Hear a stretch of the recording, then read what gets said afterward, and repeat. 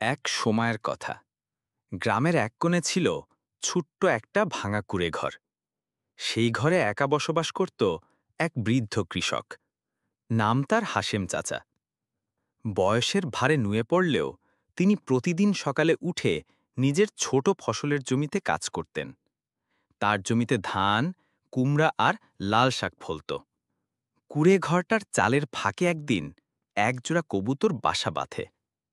প্রথমে হাশেম চাচা বিরক্ত হয়েছিল, ভাবছিল এই পাখিরা ঘরে বাসা বেঁধে সব ময়লা করে ফেলবে। কিন্তু পরে কবুতর দুটোকে দেখে তার মনে মায়া জাগে। তিনি তাদের পানি দিতেন, ধানের কুড়া ছড়িয়ে দিতেন। দিন যায়, মাস যায়। হঠাৎ একদিন ভয়ানক ঝড় আসে। ঝড়ে হাশেম চাচার ঘরের একটা দিক ভেঙে পড়ে যায়।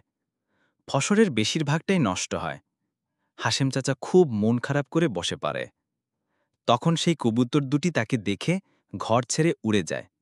হাশেম চাচা ভেবেছিল সবাই যেমন কষ্টে ফেলে চলে যায়, পাখিরাও তেমনি। কিন্তু ২ দিন পর সেই কবুতরগুলো ফিরে আসে, আর সাথে আরও ৫-৬টা কবুতর নিয়ে আসে। তারা ঘরের চালে চারপাশে বাসা বানায় আর খামারের আশেপাশে ঘুরে বেড়ায়।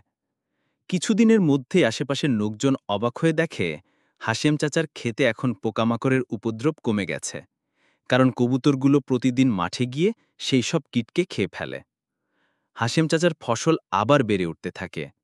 তিনি বুঝতে পারেন কবুতরদের ভালোবাসার প্রকৃতির সঙ্গে বন্ধুত্বই তার জীবনের বড় আশীর্বাদ। শেষ বিকেলে হাশেম চাচা বসে থাকেন সেই ভাঙা ঘরের পাশে, আর আকাশে উঠতে থাকা কবুতরদের দেখে হাসেন।